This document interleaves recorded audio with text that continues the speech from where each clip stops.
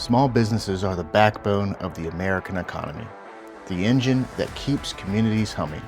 I'm Michael Pittman, and I'm stepping behind the counter to learn more about the heartbeats of our community. This is Open Signs. Where are we here right now? I am Bill MacFarland, and we are in the main room of Snapdragon Books and Gifts. All right. So why this? Why a bookstore? That's a good question. So 2 years ago, the idea hit at some point of opening a bookstore. And I went to my wife and I was talking to her and I was saying, I think we might need to open up a bookstore. I think it might be fun to open up a bookstore. And she's like, okay, that sounds interesting. She's like, just investigate it and let's take a look at it. And so that was the beginning of that idea. And I guess going back even further, I've always loved to read. My wife is a reader. My daughters are readers. I've always loved going to bookstores, especially just like the local shops in and around and just seeing what buildings they're in and how they're set up. The Book Loft up in Columbus is one of my favorite bookstores. I don't know if you've ever been, but it's not. No. It's incredible. I jokingly tell people that it's the spiritual grandfather of our shop because it's in an old building with several different rooms and everything else and that are themed out. So I knew that when we wanted to do the shop, I'm like, I want to try to emulate that as much as possible. Yeah. So when we had the idea of thinking of the shop, it's like, all right, I'm just going to investigate it. I described it as just pulling on the thread of like, see how far this goes, see how long this goes. And the thing was, you know, when I would pray about it, I would think, all right, God, if this is a dumb idea, I'm gonna ask that you just flick me in the forehead and be like, cool thought experiment. Let's move on. Let's move on. But then the more I kept pulling on the thread, it was like, wow, we're here. And then before I knew it, we were signing the lease, not the lease, we were buying the building and setting up. Yeah. All right, so talk about this building. Why this building? This is a very unique building here, especially with the way you designed it. Oh man, yeah. So we looked at about 13 different locations before we found this building. Okay. And it was another moment of like, okay, this is a miraculous thing that's happening right now. So I had been obsessively looking at real estate sites 2 years ago, trying to find a building. And it reached a point where the only thing that was available, it seemed like it was empty Frisch's buildings. And I thought, I was like, well, maybe at some point, if that's all we can get. Yeah. So there was one day at work during my lunch break, I was going to look again. I was like, oh man, there's not going to be anything new. And it's like, just look one more time. That was the thought. Just look one more time. Just give it one more shot. The listing for this page, for this site, was up on a third-party real estate. Okay. It wasn't even on the selling real estate company's site yet. Okay. It was on a third-party site. So I sent it to my wife, who had endured many failed excursions looking at different places that were essentially abandoned warehouses in some cases that may or may not have been environmental hazards. And I was like, oh, we can make this work. We can make this work. So I sent her this and she's like, yeah, let's go check it out. It looks good. So we came to look at it. We met with the previous owner, who was one of the owners of ProTech when they were here. Okay. And as soon as we walked in, I got as far as like the front end of the front rug. And I'm like, this is the place. This was the place that was meant for us. All those 13 no's was leading up to this place, right? Just be patient kind of thing. And then we saw the rest of it, like the tunnel, the false fireplace down in the basement that they were using for bootlegging and going in and out. I'm like, this is unreal, man. Bootlegging. So talk about that. What's the history of the? I mean, that's pretty cool. Bootlegging. So the house was built in 1932, and we were told that it was used for bootlegging, and it was Do you believe it was built for bootlegging? Oh, 100%. I mean, I jokingly say to people that if they weren't bootlegging, they were clearly doing something here that they didn't want people to know about, because in our stairwell, we have that bench seat that opens up. There's a lock on the inside where someone could get down into that bench seat, lock themselves in, crawl over a little bit, about 4 feet over to the left, and there is a ladder that runs all the way up to the attic in a closet, to a closet in the attic, right? All the way down to the basement. And then in the basement, there's the false fireplace with the lock, the false bookshelf with the lock that you could lock yourself in. So it's like a mini version of like a Clue mansion. Oh, yeah, that's 100% it. Yeah. And then the tunnel that goes out to the garage basement where there's the trap door where a car could come in and out and load and unload. And yeah. So a lot of time and money was put into building this building to keep something secret. And the previous owners told us that they had been told that George Remus had a connection to this building. Okay. Now, we looked online, we've looked at stuff, but we haven't found anything to officially authenticate that. But in my mind, I'm thinking... Who he was, it might not be a... Yeah. I mean, and just, given who he was, I don't see anybody playing in his sandbox without him saying, you can do that, or give me some of the... Yeah, off the top, All right. On your hardest days... Yeah. What thought keeps you here and not walking away? Yeah, it's so we're relatively new, right? So then it's just like, the thought of that is not even an option of walking away, because part of it is, and I don't even think about it in terms of like a financial thing, or like, oh, I can't walk away because we've put so much money into this, but like, I feel like we have been blessed with this opportunity to be here and to have this building and to run this shop. Mm-hmm. And selling books is great and everything else, but like the community aspect of people coming in and like seeing people excited and seeing the kids coming in. I'm an elementary school teacher, so that I go that direction and thinking like seeing the kids excited about coming into a bookstore, hearing them coming upstairs after going downstairs to see the dragon, and all that. You can come on. Yeah, you're good. Thanks. That is like,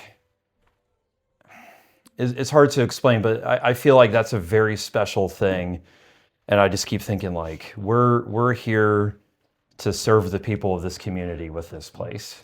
Is there anything about this that is non-negotiable for you that you would fight to the end, like you would die on that hill? That we're a place for everybody. Yeah. I mean, that's 100% it. Like, I mean, I've talked about that a lot with my friends and family and everything. And to give a good example of this, so my daughters are 15 years old. I have twin daughters. And when we were doing our initial order of books, they were helping us order things and put stuff in. And they would give me a good-natured hard time about the books, and they would be like, "Don't order that book. I don't like that book." And I'm like, I see what you're saying. It's not about you. Yeah, that's it. Yeah, and I was like, and I told him at one point, is like, as soon as we open those doors, this is not our shop anymore. This is the community shop. We're doing this for other people. And I'm like, I'm ordering books I don't like, but it's not Bill's bookstore of like, come and read everything that I like, because then that narrows things down and that excludes people. And I want us to be a space where, even for a moment, people who may never normally share a room with each other, they're sharing a room with each other for the common purpose that they all love to read. Yeah. And there's been days like on Saturdays, I'll stand at the desk and I'll see people in here, and it's like, man, that is great. There is all sorts of different people in that one room, and they're up there talking to each other and sharing. And that to me, that's the biggest. So if you think about closing the shop, what like, do you feel like anxiety is gonna embrace your body? No, I feel that way sometimes. Where I'm just like, okay, so I mean, for example, I've put in my retirement from teaching to go all in on this. Okay.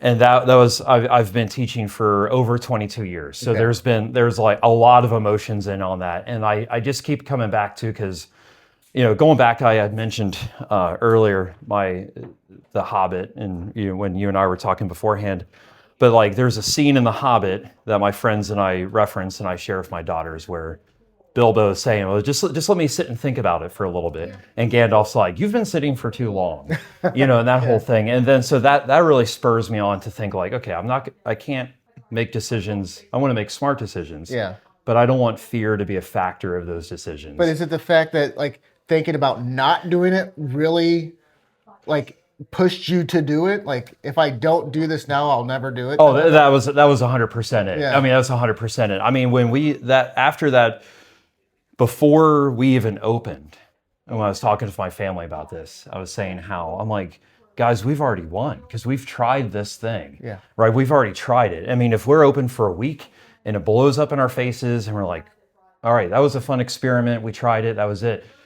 What so much better than to say years from now, hey guys, remember when we really thought about doing that and we didn't do anything? Yeah. Like, and there's so many hurdles to get past that. I mean, there were times where I'm just like 2 years ago getting ready for this. Yeah. Or, I mean, buying up used books, buying the stuff off of Marketplace, Facebook Marketplace to get on the shelves and all that. I'm like, dude, what are you doing? You don't even have a building yet. And there's so much self-doubt with that. And it's just like, all right, I'm just going to keep going till I feel like I get that big God side flick in the head of like, all right, dude, stop. This is not yet. Yeah, well, it was, and the funny thing is there was a moment where I had a moment. I'm like, is this the stopping point? Because one of the buildings we looked at, we were in talks with the person of buying it. Mm-hmm. And then before we had the funds to do that, they ended up renting it out to another place. Mm. That happened to be a bookstore. Oh. So that took out that whole area. I'm like, what? Wow, yeah, because you got a radius that you can't really get in. You know, and I was like, and I just remember thinking about it and just kind of, again, praying about it. It's like, well, I'm just going to be too stupid to quit in this moment. And if you really want to say no, hit me harder next time. that's yeah. There you go. So what about your personality makes you suited to be a bookstore owner? You seem like you really enjoy it. You seem very cordial, and every interaction I have with you, you're always happy to be here. Yeah. So what about your personality makes you suited to do this job? Well, my wife and I, we're both, I would say, very creative people. Mm-hmm. I mean, she said it best when we were getting this place ready that we were both working on our separate projects that we were passionate about. But also feeling a little crazy about because we're just like, oh my gosh, what are we doing here? And then she said it best. She's like, we make everything harder, but we make everything cooler. And I'm like, yeah, man, you're right. Because we just could have painted the walls green, but it's not the same as not having the greenery. And we just could have had the shelves up with a few things, but like, man, let's deck it out. Like going that extra step. Yeah, that's it. I mean, she has her degree in photography. She is extremely talented at putting things together and organizing things and making things look beautiful, and I love collecting things and setting things up. And like I said, we both love to read. So she reads in other genres. I'm over on this side, so she can recommend that. I can recommend this. You know, I'm horror, sci-fi. She's more thriller, mystery. Okay. Cozy mystery, cozy thriller. Okay. You know. Yeah. Yeah. So, have you realized any habits or traits that you've developed because of this? I mean, what surprised you with doing this yourself? I mean, I surprise myself all the time with things I can do. Yeah, no. Even the thought of at the initial onset of this, one of the things my wife said, she's like, we don't know anything about running a business. I'm like, yeah, you're right. We know absolutely, and we're learning, but there's still moments I'm just like, I don't know how to handle this, but let's find out, right? So then it's just like the learning and the failing and just jumping off and trying it. But I would say a big surprise for me was that I was able to write a business plan. That was one of the first steps, because it was one of those moments I'm like, I need to organize these thoughts, because when I talk to people about this, because I knew it was going to be a thing, I'm going to have to talk to people about what this plan is.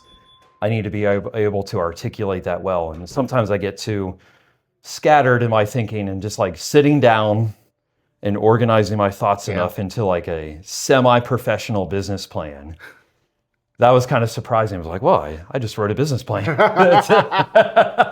With a lot of help of internet research, I was able to pull this thing off. Well, now AI can do that for you. Right? Yeah. Right, yeah. So, you talked a little bit about this, but why was it the right time now to take this leap?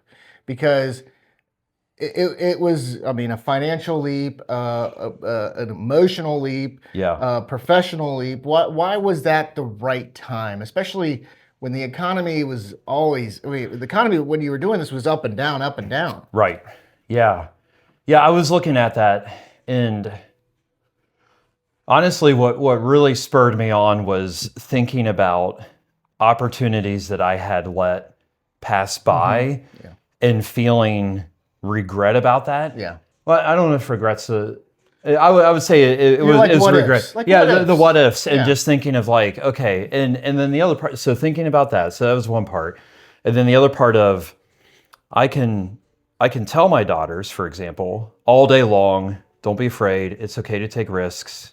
Pursue a vision if you feel like it's a strong vision and that you're being called to it. Yet I you can, don't do it. yeah, that's it. I can say it all day long and it means nothing unless they see me actually doing it. Yeah. I mean, and that was really, I would say 90% of that equation.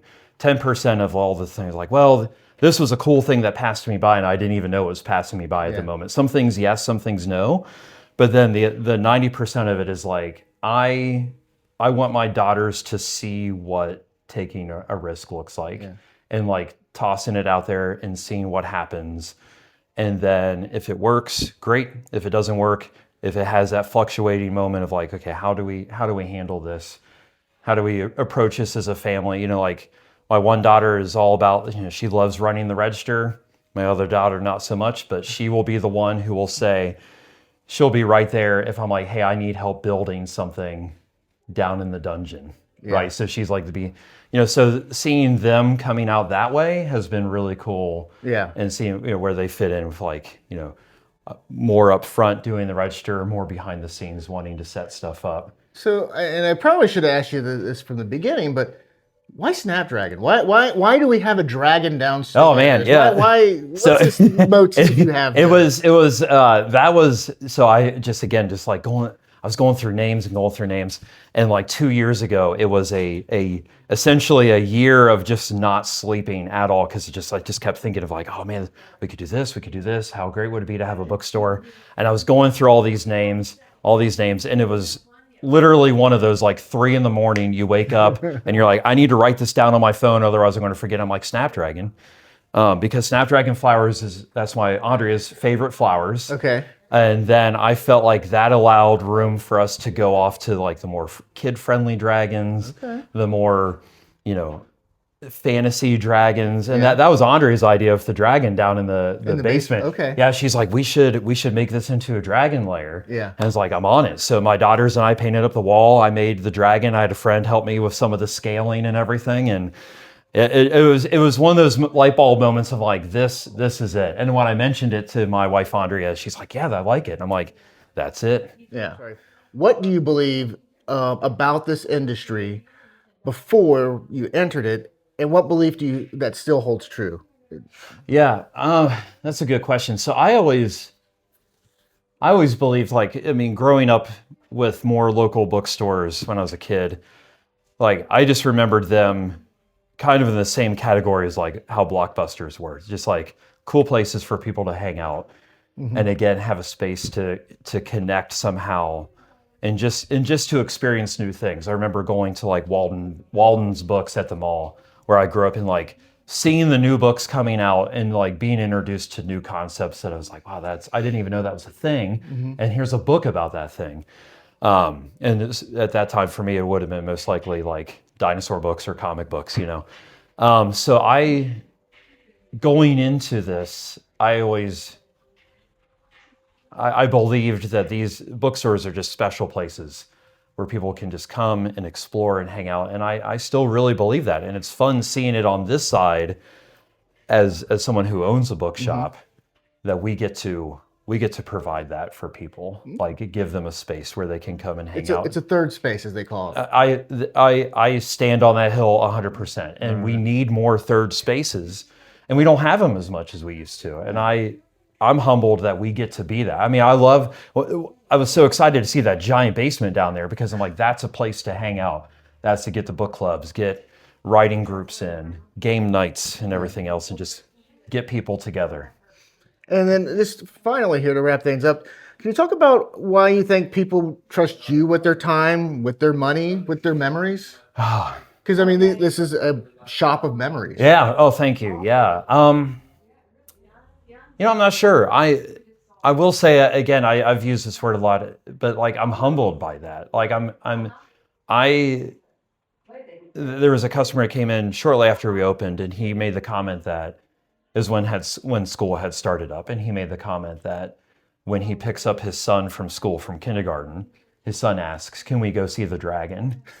And man, I don't know. There's still a part of my mind that I can't fully conceptualize that. Like this thing that we've done at some point in one way or another for that one kid at least. Yeah. And that dad, they have the memory of coming to see the dragon, getting the coin out of the treasure box to throw at the dragon. Because that was another idea of just like, oh, that would be fun. We could build up the treasure hoard. Kids can throw coins at the dragon. That's fun. It's fun seeing where the coins land. They get in the nose or the mouth sometimes and all that. And it's just like, I don't know why, but I'm glad that they do.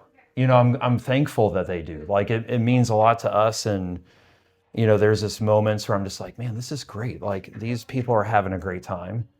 And that third place, right? That third place. And, they can come and, it's not, they can just come in, hang out and leave. They're not having to pay a ticket to go do something. You know what I mean? Yeah. And like, cause stuff gets expensive, you can only go to the trampoline park. I don't know. Like, so many times in a weekend. Before you go bankrupt. Yeah. Or someone busts something and you got to, I don't know. Yeah. But yeah, it's just, I don't know. I'm just really thankful for that. I really am. And I just love it. I'm glad that we can be here.